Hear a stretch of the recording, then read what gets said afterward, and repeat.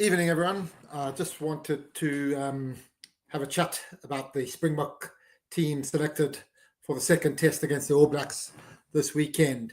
But before getting to that, just apologies for the lighting if it's not that good. I will improve that in the future. I'm just working from a temporary location at the moment. That will change and will improve a lot. And then also, I'm still getting used to the software. I'm still trying to figure out how to share my screen and how to put some different backgrounds in. Because first of all, obviously, I wanted to put the Springbok lineup up. I'm just going to have to, until I'm familiar with the software, I'm going to have to just talk my way through it. But I will get there. This is still really, really, really new. And I'm still getting the hang of everything. Anyway, I'm sure most of you have seen the team selected and a number of changes by Rassie and his coaches, mainly in the backline, but there are a few in the forwards as well. So I think the big thing that's pretty obvious is he is saying to the experienced players, a lot of the experienced players, that they are not pulling their weight, and if they don't, then they are likely to not make it through to the next World Cup cycle. So the more I have a look at the side selected for this weekend, actually, the more excited I am. I mean, it's really a very exciting backline in particular, but also just the whole team just looks like it's got a lot of energy in that. And after the last couple of performances, or last three performances, really, the two games against Australia and the first All Black test, I think Rassie had no option but to freshen things up a bit and make some changes. There are a few areas that I'm a little bit concerned about. The major one for me is the centre combination, and particularly because Damian Willems has had such limited game time recently. He's had a lot of injuries, hasn't played a lot for the Stormers. When he did come on for the Box against Australia, came on at 15 and that, but really looked incredibly rusty. So let's just hope. I mean, he is a quality player, so let's hope he has one of his better performances this weekend. Personally, I would have gone for Esterhuizen at 12. I'm a big fan, as everyone knows, and he really lets the side down. He's also moved Canan Moodie into 13. Again, risk, but given that Moodie played really well on the wing in the first test, I thought he was one of our better players, particularly after he looked extremely rusty against Australia. So it's a completely new 12 and 13 combination for this game. And I'm sure the All Blacks will be looking at that and looking to try and exploit that combo who haven't really played together before, or if they have, not very many times. The other, if I look at the bench, personally, again, I would have had Handré Pollard as a kind of security blanket to try to close out the game if we need to, or bring us back in, or rather than Manie Libbok. But I understand where Rassie's coming from. This week, he's gone for. He's really thrown down the gauntlet to the older players, and he's saying to guys like Jesse Creel, Damien Delandi, Handré Pollard, even Netzebeth, even Willie LaRue, he's saying, no, you guys haven't been performing as well as I need you to be, and I'm bringing some of the younger players through that are pushing for your place. So can't argue with that, really. And sticking with the 5-3 bench split as well. So that's interesting. Although the bench, I mean, it's probably a fair call given that the bench made a big difference in the first test. So looking at the side, the front row looks particularly strong. Ox, Malcolm Marx, and Thomas du Toit. I think Malcolm Marx probably had his worst ever Bok test at Eden Park, and purely that's the big mistake in the missed tackle of in the All Blacks' second try, and then his line-out work just wasn't up to scratch.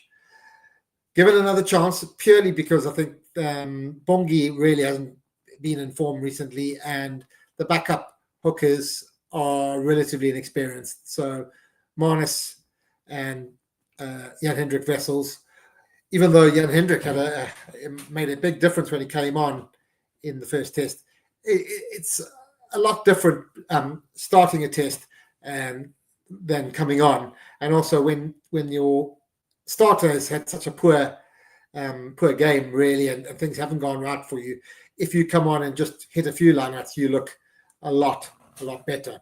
But all in all, he did make a difference. So I expect a completely different Malcolm Marx this week. I just can't see him having 2 bad games in a row. He's such a quality player. He's going to be hurting like anything, and he is going to want to come back and show that he's by no means finished at Bok level. There is a slight concern on my part as well that the players that are playing their rugby in Japan are looking a little bit behind pace. Guys like Marx, Kwacha, Peter Steff, even Cheslin, they weren't quite living up to their high standards.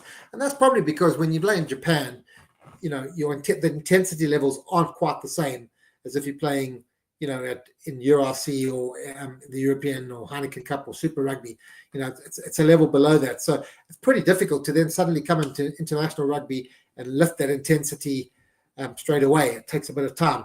So there's a bit of concern on the side of the Japanese players. So looking, and then obviously Luert made a big difference as well when he came on, removing the fact that he gave away that penalty from the kickoff. But he's kind of ran the lineouts a lot better, and he made an impact around the park. So interesting that Evans not even on the bench or not in the 23. And then the loose forward combination looks a lot better this week. I mean, again, with Jasper Visa coming back, he'll give us that grunt going forward, that carry forward that we need.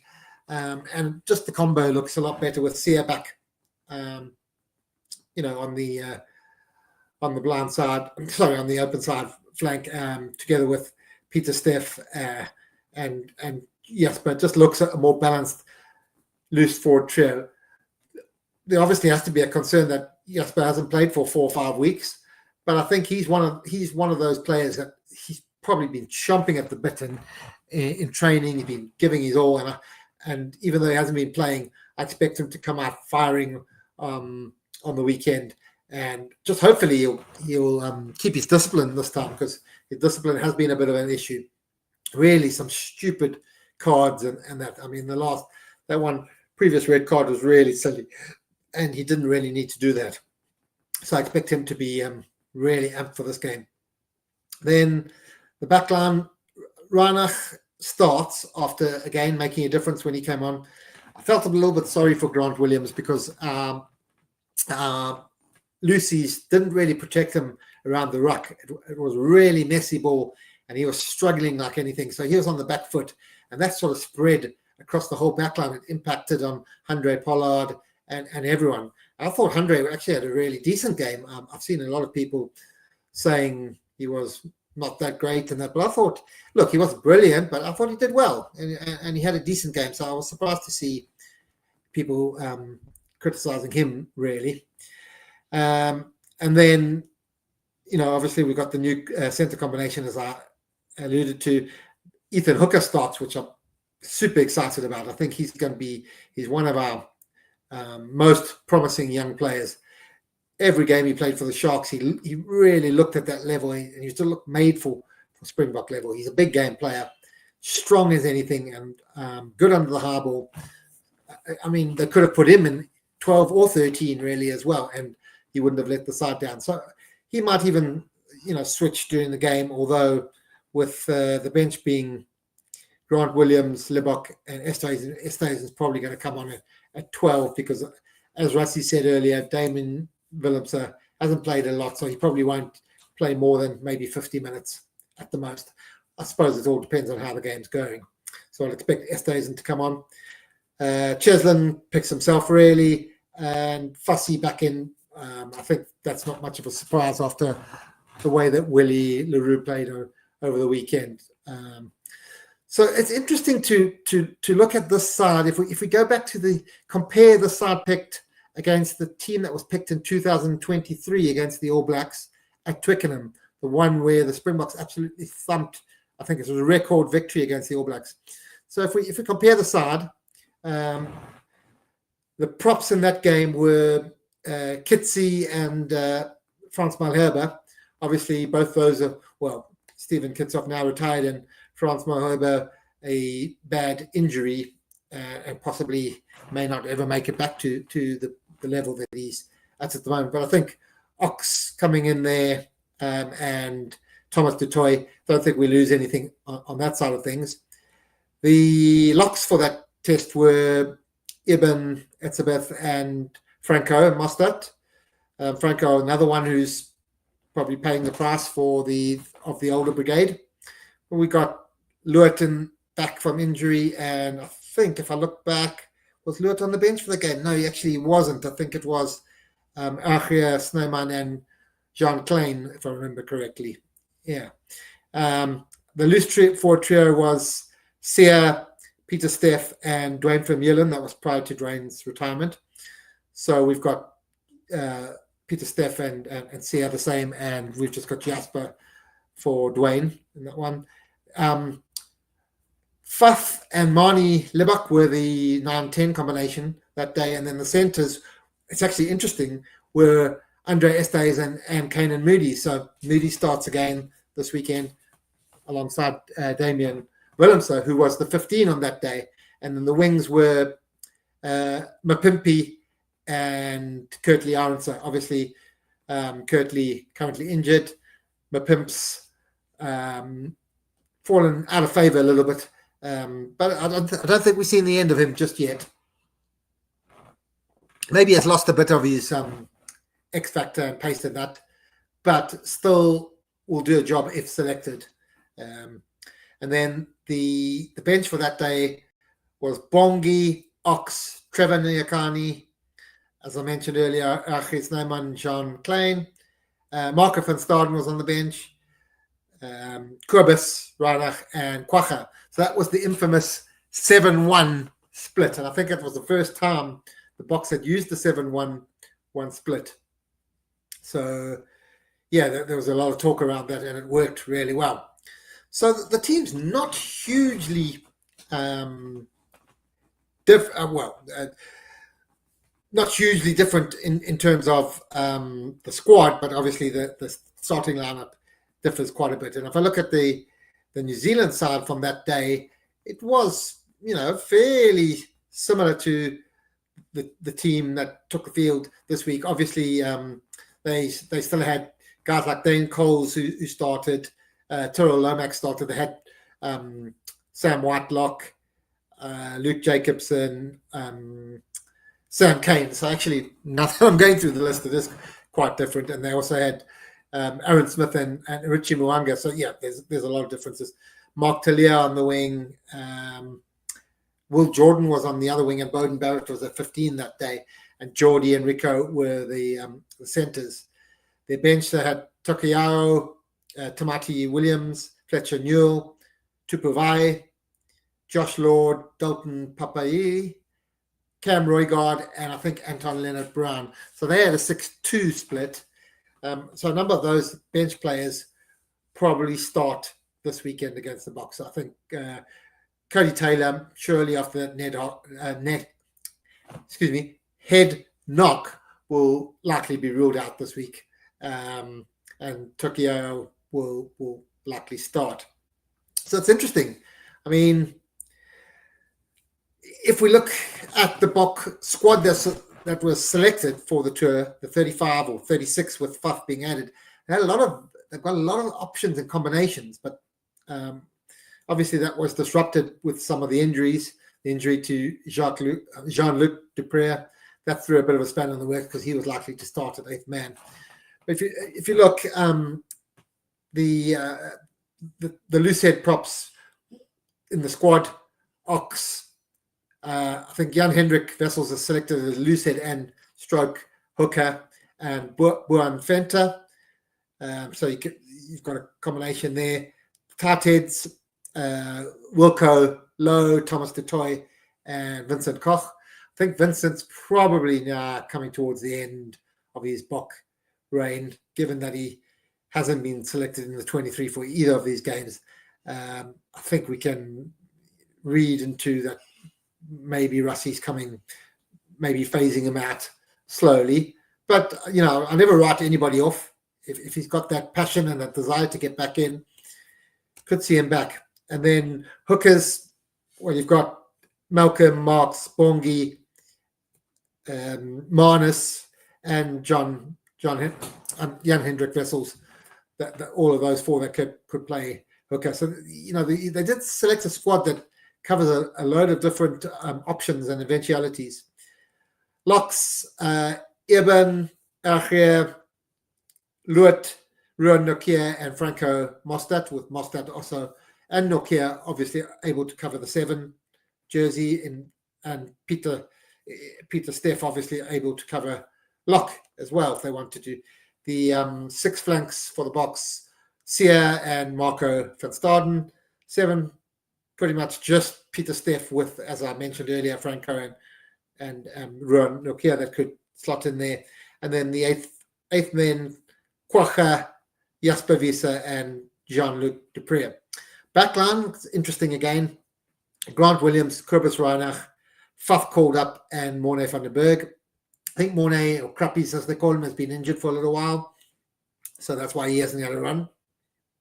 And Faf was called up late just as a cover. 10s, Sasha, Pollard, and Libok. I need to talk a little bit about Sasha because, for my mind, he's a sensational player. He's got absolutely every trait that you would want in a good 10. I mean, he's brilliant defensively, got a huge boot on him, and he's attacking wise. He can break the line at will, and really a good pass, gets the back line away. Generally, other than the fact that he's suffered quite a few injuries at a youngish age, and he's been shifted around a bit, 10, 12, 15, I would really like to see the box keep him, and the Stormers keep him at 10. Just let him mature into that position. And I think we have a superstar in our hands. He just needs to make sure that he doesn't pick up any more not silly injuries, because injuries sometimes are unfortunate. But, I really want him to get to see him have 3, 4, 5 games in a row starting as our starting 10. Going back to the squad, we've got Mapimpi, Hooker, Colby, and Moody as our wings. Moody obviously can cover the 13. Then Damien and Andre Estes in the 12s with Damien Villan. So Damien Delendi and Damien Villan can cover the 12. Cheslin, Jesse Creel and Kanan, the possible 13s, with Ethan Hooker can slot in there as well. And then Villy and Fussy, the 15s, with the possibility of Damien Willems there as well. So it's a squad that covers all the areas. But what I really want, and I think I understand what Russie's doing. He's trying to build the depth and trying to get people to have plenty caps by the time the World Cup comes around. But something interesting and what Jake White was really good at, and it helped build the squad, is a consistency of selection. It helps build the combinations. And, if you pick a side 2, 3, 4 times in a row, you can hopefully you see the progress and see them getting familiar with each other. And just that's how you build a really, really strong team. So it's a delicate balance between that, keeping the consistency and selection, and also bringing some freshness and building up your squad depth and getting experience in. But again, as Rusty said, if you don't pick the youngsters or the inexperienced players and put them in an environment like a test against the All Blacks in New Zealand, one of the toughest things you could do, then how will you ever know if they've got what it takes? And that's what makes this weekend so exciting. Really interested to see how that box side could go.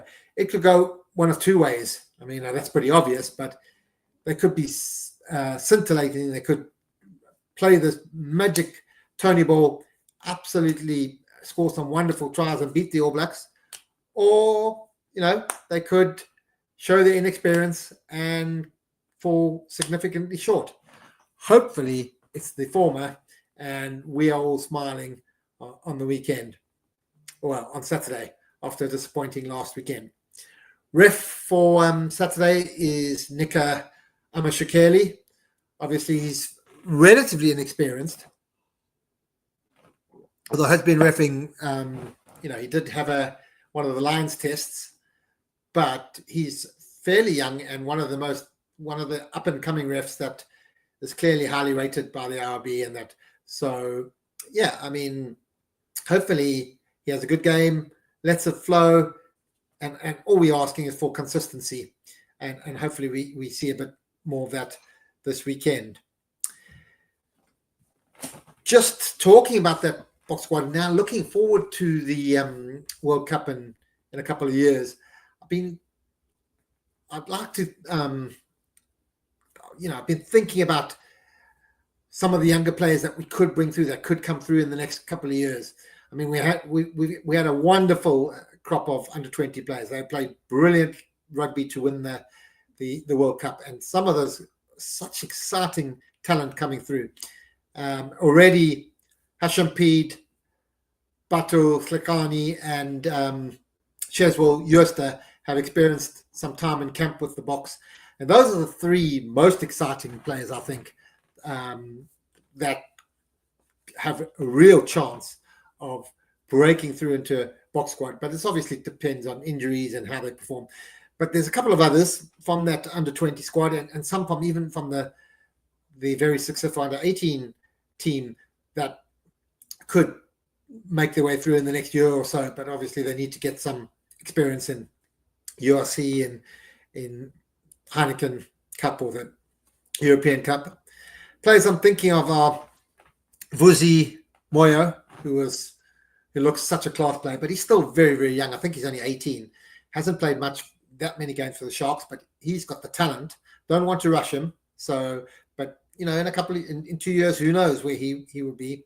And then we've got JJ Taron, who obviously has played a number of games for the Bulls in the Currie Cup. He can cover both lock and loose forward. Another one from the Bulls is JF Van Heerden, who played a bit of URC. He's a little bit more experienced and slightly older, but I would like to see him come through. From the Sharks, my team, Lorenzo Julius, very exciting centre. Looking forward to seeing if he can push his way in, because we could do with a 13 that with a bit of gas and a bit of defends well and can make some exciting breaks. Yako Williams, another one at the Sharks, very exciting. And then Wandile Imlaba, also another one of the junior Boks. And then Isetu Imne Belele, I hope I pronounced that right, the hooker from the Blue Bulls. Sorry, my dog's just come to join me. Hello. Yeah, so we've got some exciting talent come through, and then that's not even taking into account of players that were in the Boks squad earlier, guys like Jano Augustus, Cameron Hanekom, Evan Russ, Elric Lowe. There's plenty to choose from, and then a couple of the under-18s that I mentioned. The two centers from those under-18s look quality players, Marcus Muller and Ethan Adams, and both those, I'll be very surprised if they don't break through on the senior stage very soon. And who knows? I mean, 2027 may be little bit too soon for those guys, but there's always somebody that breaks through. Some could do a Henry Pollock, some of our guys. So yeah, really, really excited. I mean, although it's all doom and gloom after last weekend, there's a lot of exciting talent that we've got, and it just needs to be harnessed. And I think, we need to give the Rusty and they've got a lot of credit in the bank. We've got to give them the opportunities to work their way through and to build this depth. And obviously we don't want to lose, but we've got to look at the bigger plan in that. So yeah.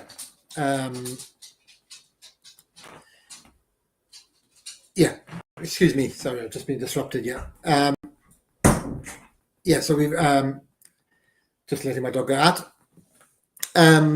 So we there's plenty to look forward to, and I mentioned earlier in the week on my Twitter feed, there's a few areas that I was a little bit concerned about with the box.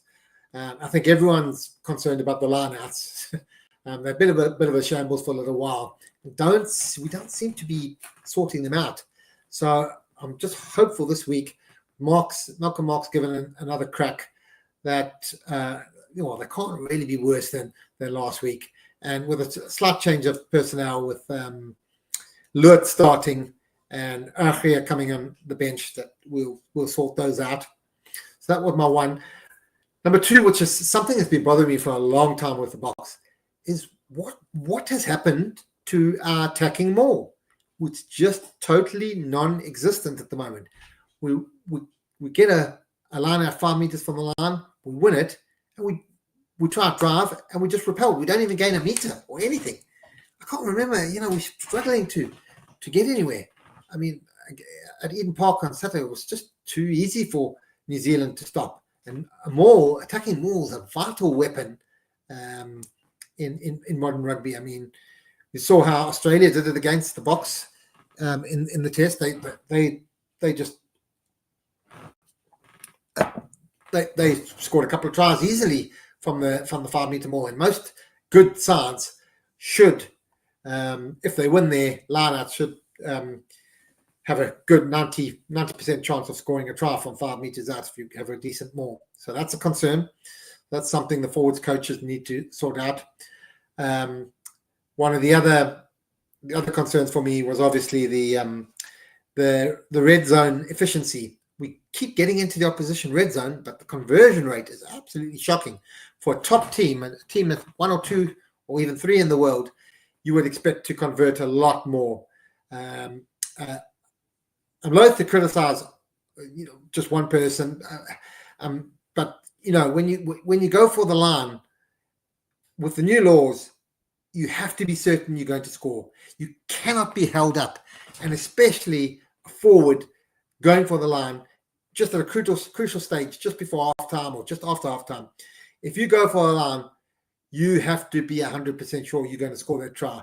If you hold up, you've thrown away 5-7 points because it's a goal line dropout and they can just boot it halfway down the field and your chances are remote.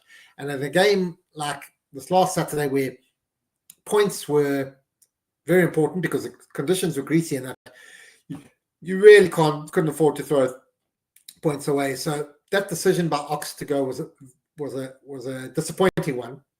But I don't want to criticize Ox himself because he had a wonderful game, brilliant across the park and in the scrum, and he's one of my favorite players. Not that I can't criticize him if he's that, but that was just a silly decision, and I think something that he wouldn't do again in a hurry. So those with three concerns. Some people raised on Twitter, obviously the rucks and how we weren't protecting the rucks, and I agree there. That's an area that we really need to get sorted as well. We need to give our scrummy, whoever it's going to be, Grant Williams or Corbis, we need to protect them a lot more at the right time, and so that the backline can do their stuff, and you don't put them on the back foot all the time. If you get bad ball from the ruck, you're going backwards and you're struggling.